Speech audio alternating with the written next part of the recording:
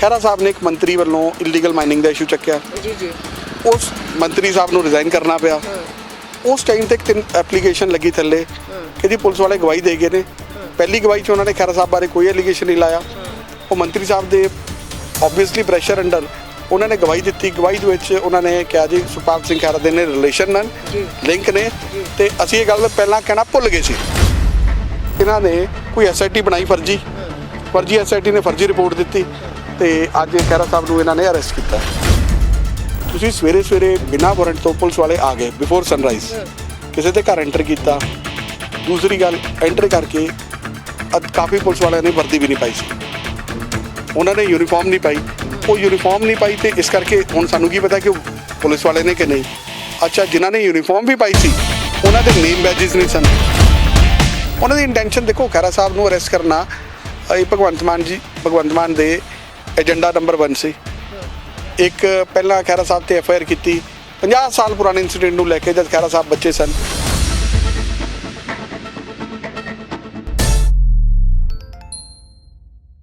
ਕੱਲ ਜੀ ਤੁਸੀਂ ਦੇਖ ਰਹੇ ਹੋ D5 ਚੈਨਲ ਪੰਜਾਬੀ। ਅੱਜ ਸਵੇਰੇ ਤੜਕਸਾਰ ਹੀ ਸੁਖਪਾਲ ਖਹਿਰਾ ਜਿਹੜੇ ਕਿ ਭੁਲੱਥ ਤੋਂ ਐਮਐਲਏ ਨੇ ਕਾਂਗਰਸ ਦੇ, ਉਹਨਾਂ ਦੇ ਘਰ ਰੇਡ ਹੋਈ ਤੇ ਉਹਨਾਂ ਨੂੰ ਗ੍ਰਿਫਤਾਰ ਕਰਕੇ ਲੈ ਕੇ ਜਾਇਆ ਗਿਆ ਹੈ। ਦੱਸਿਆ ਜਾ ਰਿਹਾ ਹੈ ਕਿ ਉਹਨਾਂ ਨੂੰ ਜਿਹੜਾ ਹੈਗਾ ਉਹ ਜਲਾਲਾਬਾਦ ਦੀ ਪੁਲਿਸ ਜਿਹੜੀ ਪਾਰਟੀ ਇੱਥੇ ਆਈ ਸੀ ਔਰ ਉਹ ਉਹਨਾਂ ਨੂੰ ਗ੍ਰਿਫਤਾਰ ਕਰਕੇ ਲੈ ਕੇ ਗਈ। ਸਭ ਨੇ ਦੇਖਿਆ ਕਿ ਉਹ ਖੁਦ ਲਾਈਵ ਹੋਏ ਤੇ ਉਹਨਾਂ ਨੇ ਕਿਸ ਤਰੀਕੇ ਦੇ ਨਾਲ ਪੁਲਿਸ ਪਾਰਟੀ ਦੇ ਨਾਲ ਉਹਨਾਂ ਦੀ ਇੱਕ ਤਰ੍ਹਾਂ ਦੀ ਵਰਡ ਵਾਰ ਵੀ ਹੁੰਦੀ ਹੈ, ਲਫ਼ਜ਼ਾਂ ਦੇ ਨਾਲ ਉਹ ਇੱਕ ਦੂਸਰੇ ਦੇ ਨਾਲ ਜਿਹੜਾ ਨੇ ਉਹ ਵਾਬਸਤਾ ਹੁੰਦੇ ਨੇ। ਪਰ ਫਿਰ ਵੀ ਆਖਿਰਕਾਰ ਉਹਨਾਂ ਨੂੰ ਅਰੈਸਟ ਕਰਕੇ ਸਵੇਰੇ ਲੈ ਕੇ ਇੱਥੋਂ ਚਲੇ ਜਾਇਆ ਗਿਆ। ਚੰਡੀਗੜ੍ਹ ਉਹਨਾਂ ਦੀ ਕੋਠੀ ਜਿਹੜੀ ਸੀਗੀ ਰੇਡ ਹੋਈ ਸੀਗੀ। ਸਾਡੇ ਨਾਲ ਉਹਨਾਂ ਦੇ ਈਡੀ ਦੇ ਵਕੀਲ ਨੇ, ਪਹਿਲੇ ਜਦੋਂ ਐਨਫੋਰਸਮੈਂਟ ਡਾਇਰੈਕਟੋਰੇਟ ਦੀ ਉਹਨਾਂ ਤੇ ਰੇਡ ਹੋਈ ਸੀ ਤੇ ਗ੍ਰਿਫਤਾਰੀ ਹੋਈ ਸੀ ਤੇ ਉਹ ਕੇਸ ਸੀਗਾ, ਉਹਦੇ ਵਿੱਚ ਵੀ ਉਹਨਾਂ ਦੇ ਵਕੀਲ ਸੀਗੇ ਹਰਿੰਦਰ ਪਾਲ ਸਿੰਘ ਇਸ਼ਰ, ਉਹ ਸਾਡੇ ਨਾਲ ਨੇ। ਪਰ ਅੱਜ ਜਿਹੜਾ ਕੇਸ ਹੈਗਾ ਉਹ NDPS ਐਕਟ ਦੇ ਅੰਡਰ ਜਿਹੜਾ ਇੱਕ ਜਲਾਲਾਬਾਦ 'ਚ ਕੇਸ ਉਹਨਾਂ ਦਰਜ ਹੋਇਆ ਸੀਗਾ, ਉਹ ਪੁਰਾਣਾ ਕੇਸ ਹੈਗਾ ਜਿਹਦੇ ਵਿੱਚ ਉਹਨਾਂ ਨੂੰ ਅੱਜ ਪੁਲਿਸ ਜਿਹੜੀ ਹੈ ਉਹ ਲੈ ਕੇ ਗਈ ਹੈ। ਗੱਲਬਾਤ ਕਰਦੇ ਹਾਂ। ਇਸ਼ਰ ਸਾਹਿਬ, ਅੱਜ ਜਿਹੜਾ ਕੇਸ ਔਰ ਅੱਜ ਸਵੇਰੇ ਇੱਕਦਮ ਪੁਲਿਸ ਦਾ ਆਉਣਾ ਔਰ ਇਸ ਤਰੀਕੇ ਦੇ ਨਾਲ ਉਹ ਆਪਾਂ ਦੇਖਿਆ ਕਿ ਥੋੜ੍ਹਾ ਜਿਹਾ ਤਕਰਾਰ ਵਿੱਚ ਵੀ ਸੀਗੇ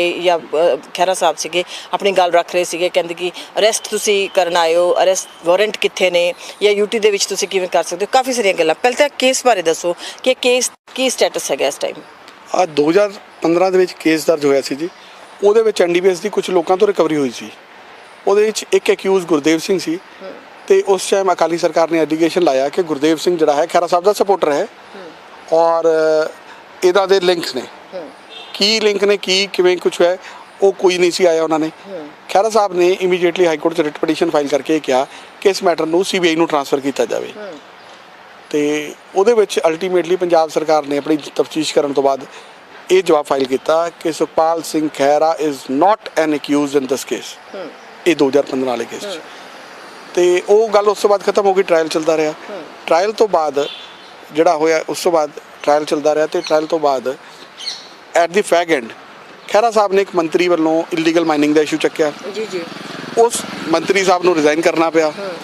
ਉਸ ਟਾਈਮ ਤੇ 3 ਐਪਲੀਕੇਸ਼ਨ ਲੱਗੀ ਥੱਲੇ ਕਿ ਜੀ ਪੁਲਿਸ ਵਾਲੇ ਗਵਾਹੀ ਦੇ ਗਏ ਨੇ। ਪਹਿਲੀ ਗਵਾਹੀ 'ਚ ਉਹਨਾਂ ਨੇ ਖਹਿਰਾ ਸਾਹਿਬ ਬਾਰੇ ਕੋਈ ਐਲੀਗੇਸ਼ਨ ਨਹੀਂ ਲਾਇਆ। ਉਹ ਮੰਤਰੀ ਸਾਹਿਬ ਦੇ ਓਬਵੀਅਸਲੀ ਪ੍ਰੈਸ਼ਰ ਅੰਡਰ ਉਹਨਾਂ ਨੇ ਗਵਾਹੀ ਦਿੱਤੀ। ਗਵਾਹੀ ਦੇ ਵਿੱਚ ਉਹਨਾਂ ਨੇ ਕਿਹਾ ਜੀ ਸੁਖਪਾਲ ਸਿੰਘ ਖਹਿਰਾ ਦੇ ਨੇ ਰਿਲੇਸ਼ਨ ਨਾਲ ਲਿੰਕ ਨੇ ਤੇ ਅਸੀਂ ਇਹ ਗੱਲ ਪਹਿਲਾਂ ਕਹਿਣਾ ਭੁੱਲ ਗਏ ਸੀ। ਇੰਨੀ ਵੱਡੀ ਗੱਲ ਹੈ, ਇੱਕ MLA ਦਾ ਨਾਮ ਆਉਂਦਾ ਤੇ ਉਹ ਕਹਿੰਦੇ ਅਸੀਂ ਕਹਿਣਾ ਭੁੱਲ ਗਏ ਸੀ ਔਰ ਕੋਰਟ ਨੇ ਸਮਨ ਕਰ ਲਿਆ। ਅਸੀਂ ਹਾਈ ਕੋਰਟ ਆਏ, ਹਾਈ ਕੋਰਟ ਤੋਂ ਬਾਅਦ ਅਸੀਂ ਸੁਪਰੀਮ ਕੋਰਟ ਗਏ। ਸੁਪਰੀਮ ਕੋਰਟ ਨੇ ਅਲਟੀਮੇਟਲੀ ਜਿਹੜੀ ਖਹਿਰਾ ਸਾਹਿਬ ਦੀ ਸਮਨਿੰਗ ਸੀ ਉਹ ਸੈਟੀਸਫਾਈਡ ਕਰਤੀ। ਹੁਣ ਇਹਨਾਂ ਨੇ ਕੀ ਕੀਤਾ, ਉਸੇ ਕੇਸ ਦੇ ਵਿੱਚ ਉਹਨਾਂ ਆਰਡਰ ਦੇ ਬੇਸ ਤੇ ਹੀ, ਉਹਨਾਂ ਆਰਡਰ ਦੇ ਵਿੱਚ ਜਿਸ ਟਾਈਮ ਖਹਿਰਾ ਸਾਹਿਬ ਨੂੰ, ਕਿਉਂਕਿ ਹੁਣ ਜਿਵੇਂ ਰਿਪੋਰਟਸ ਆ ਰਹੀਆਂ ਨੇ ਕਿ ਉਹ ਕੋਈ SIT ਦੀ ਗੱਲ ਕਰ ਰਹੇ ਨੇ, ਉਹਨਾਂ ਆਰਡਰ ਦੇ ਵਿੱਚ SIT ਨੂੰ ਬਣਾਉਣ ਦਾ ਜ਼ਿਕਰ ਸੀ। ਉਹ ਆਰਡਰ ਜਿਹੜੇ ਨੇ ਜਦ ਸੈਟੀਸਫਾਈਡ ਹੋ ਗਏ ਤਾਂ ਓਬਵੀਅਸਲੀ ਆਰਡਰ ਤਾਂ ਇਨ ਟੋਟਲ ਸੈਟੀਸਫਾਈਡ ਹੋਇਆ। SIT ਦੀ ਡਾਇਰੈਕਸ਼ਨ ਵੀ ਸੈਟੀਸਫਾਈਡ ਹੋ ਗਈ ਸੀ। ਲੇਕਿਨ ਉਸ ਤੋਂ ਬਾਵਜੂਦ ਇਹਨਾਂ ਨੇ ਕੋਈ SIT ਬਣਾਈ ਫਰਜ਼ੀ SIT ਨੇ ਫਰਜ਼ੀ ਰਿਪੋਰਟ ਦਿੱਤੀ ਤੇ ਅੱਜ ਖਹਿਰਾ ਸਾਹਿਬ ਨੂੰ ਇਹਨਾਂ ਨੇ ਅਰੈਸਟ ਕੀਤਾ। ਇਹਦੇ 'ਚ ਮੈਂ ਇੱਕ ਗੱਲ ਦੱਸਣਾ ਚਾਹੂੰਗਾ ਕਿ ਇਹ ਸਟੈਂਡ ਪਹਿਲਾਂ ਪੰਜਾਬ ਸਰਕਾਰ ਨੇ ਹਾਈ ਕੋਰਟ 'ਚ ਕਿਹਾ ਕਿ ਖਹਿਰਾ ਸਾਹਿਬ is not N accused. 319 summoning ਹੋਈ। ਸਮਨਿੰਗ ਤੋਂ ਬਾਅਦ ਜਿਹੜੀ SIT ਬਣੀ ਸੀ ਉਹਨੇ ਫਿਰ ਕਹਿਤਾ ਕਿ ਖਹਿਰਾ ਸਾਹਿਬ ਦਾ ਉਹਨਾਂ ਨਾਲ ਕੋਈ ਲਿੰਕ ਸਾਬਤ ਨਹੀਂ ਹੁੰਦਾ। ਹੁਣ ਉਹ ਰਿਪੋਰਟ ਇਹਨਾਂ ਨੇ ਡਸਟਬਿਨ 'ਚ ਪਾ ਕੇ ਇੱਕ ਫਰੈਸ਼ SIT ਬਣਾ ਕੇ ਫਰੈਸ਼ ਇੱਕ ਫਰਜ਼ੀ ਰਿਪੋਰਟ ਪ੍ਰੋਕਿਓਰ ਕੀਤੀ ਹੈ ਜੋ ਕਿ ਬਿਲਕੁਲ ਇਲੀਗਲ ਹੈ। ਅੱਛਾ, ਦੂਸਰੀ ਗੱਲ ਤੁਸੀਂ ਕਹਿ ਰਹੇ ਹੋ ਜਿਹੜਾ ਵਾਰ ਆਫ ਵਰਡਸ ਹੋਈ, ਉਹ ਬੇਸਿਕਲੀ ਵਾਰ ਆਫ ਵਰਡਸ ਨਹੀਂ ਸੀ। ਤੁਸੀਂ ਸਵੇਰੇ ਸਵੇਰੇ ਬਿਨਾਂ ਵਾਰੰਟ ਤੋਂ ਪੁਲਿਸ ਵਾਲੇ ਆ ਗਏ ਬਿਫੋਰ ਸਨਰਾਈਜ਼, ਕਿਸੇ ਦੇ ਘਰ ਐਂਟਰ ਕੀਤਾ। ਦੂਸਰੀ ਗੱਲ, ਐਂਟਰ ਕਰਕੇ ਕਾਫੀ ਪੁਲਿਸ ਵਾਲਿਆਂ ਨੇ ਵਰਦੀ ਵੀ ਨਹੀਂ ਪਾਈ ਸੀ, ਉਹਨਾਂ ਨੇ ਯੂਨੀਫਾਰਮ ਨਹੀਂ ਪਾਈ।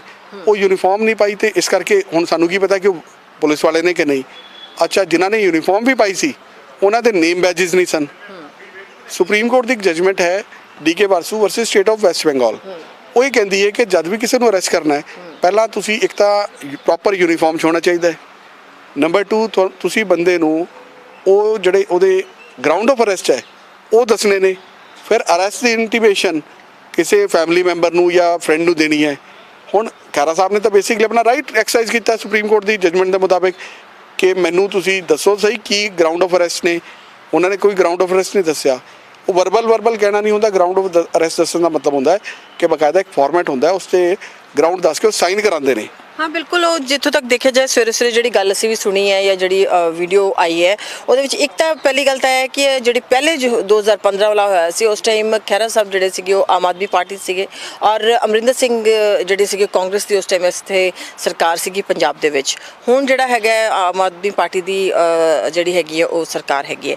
ਪਰ ਜੇ ਇੱਥੇ ਗੱਲ ਕੀਤੀ ਜਾਵੇ ਤਾਂ ਬਹੁਤੀ ਤੁਸੀਂ ਕਿਹਾ ਵੀ ਸਵੇਰੇ ਸਵੇਰੇ ਜਿਹੜੀ ਉਹਨਾਂ ਨੇ ਆਪਣੇ ਰਾਈਟ ਨੂੰ ਐਕਸਰਸਾਈਜ਼ ਕੀਤਾ। ਬਿਲਕੁਲ, ਉਹਨਾਂ ਨੇ ਕਿਹਾ ਕਿ ਜਿਮਨੀ ਦਿਖਾਓ ਜਾਂ ਗ੍ਰਿਫਤਾਰੀ ਦੇ ਵਾਰੰਟ ਦਿਖਾਓ। ਤੇ ਇੱਕ ਚੀਜ਼ ਹੋਰ ਉਹਨਾਂ ਨੇ ਕਹੀ ਕਿ UT 'ਚ ਆਏ ਹੋ ਤੁਸੀਂ ਤੇ ਕੋਈ UT ਦਾ ਪੁਲਿਸ ਪਾਰਟੀ ਕੋਈ ਆਫਿਸਰ ਜਾਂ ਕੋਈ ਇਤਲਾਹ, ਕਿਉਂਕਿ ਜਿੱਥੋਂ ਤੱਕ ਜਿੰਨਾ ਕੁ ਸਾਨੂੰ ਨੌਲੇਜ ਹੈਗੀ ਹੈ ਜਿੱਥੇ ਜੇ ਦੂਸਰੇ ਸਟੇਟ ਜਾਂ ਦੂਸਰੀ ਜਗ੍ਹਾ ਤੇ ਕਰਨ ਜਾਓ ਕੋਈ ਵੀ ਰੇਡ ਜਾਂ ਇਸ ਤਰੀਕੇ ਦਾ ਅਰੈਸਟ ਕਰਨ ਜਾਓ ਤਾਂ ਮੇਰੇ ਖਿਆਲ ਉੱਥੋਂ ਦੇ ਜਿਹੜੇ ਆਲਾ ਅਧਿਕਾਰੀ ਨੇ ਉਹਨਾਂ ਦੀ ਵੀ ਮਤਲਬ ਨੌਲੇਜ ਹੋਣਾ ਚਾਹੀਦਾ ਸਾਰਾ ਦਾ ਸਾਰਾ ਮਾਮਲਾ। ਤੇ ਉਸ ਦੇ ਨਾਲ ਹੀ ਸ਼ਾਇਦ ਕੋਈ ਪਾਰਟੀ ਜਿਹੜਾ ਹੈਗਾ ਪੁਲਿਸ ਪਾਰਟੀ ਦਾ ਬੰਦਾ ਜਾਂ ਪੁਲਿਸਮੈਨ ਵੀ ਨਾਲ ਹੋਣਾ ਚਾਹੀਦਾ ਉਸ ਪਰਟੀਕੂਲਰ ਏਰੀਆ 'ਚੋਂ।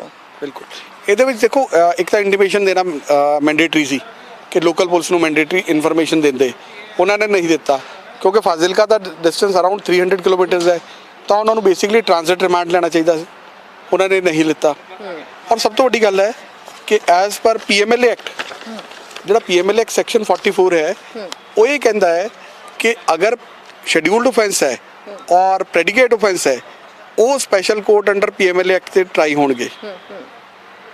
ਤੇ ਇਹ ਜੁਰਿਸਡਿਕਸ਼ਨ ਹੀ ਮੋਹਾਲੀ ਕੋਰਟ ਦੀ ਬਣਦੀ ਸੀ ਕਿਉਂਕਿ PMLA ਦਾ ਕੇਸ ਆਲਰੇਡੀ ਚੱਲ ਰਿਹਾ ਐਜ਼ ਪਰ ਸੈਕਸ਼ਨ 44। ਇਹ ਜੁਰਿਸਡਿਕਸ਼ਨ ਵੀ ਮੋਹਾਲੀ ਕੋਰਟ ਦੀ ਬਣਦੀ ਸੀ ਬਟ ਕਿਉਂਕਿ ਉਹਨਾਂ ਨੇ ਹਰਾਸ ਕਰਨਾ ਸੀ, ਉਹਨਾਂ ਦੀ ਇੰਟੈਂਸ਼ਨ ਦੇਖੋ ਖਹਿਰਾ ਸਾਹਿਬ ਨੂੰ ਅਰੈਸਟ ਕਰਨਾ ਇਹ ਭਗਵੰਤ ਮਾਨ ਦੇ ਏਜੰਡਾ ਨੰਬਰ 1 ਸੀ। ਇੱਕ ਪਹਿਲਾਂ ਖਹਿਰਾ ਸਾਹਿਬ ਤੇ FIR ਕੀਤੀ 50 ਸਾਲ ਪੁਰਾਣੇ ਇੰਸੀਡੈਂਟ ਨੂੰ ਲੈ ਕੇ, ਜਦ ਖਹਿਰਾ ਸਾਹਿਬ ਬੱਚੇ ਸਨ।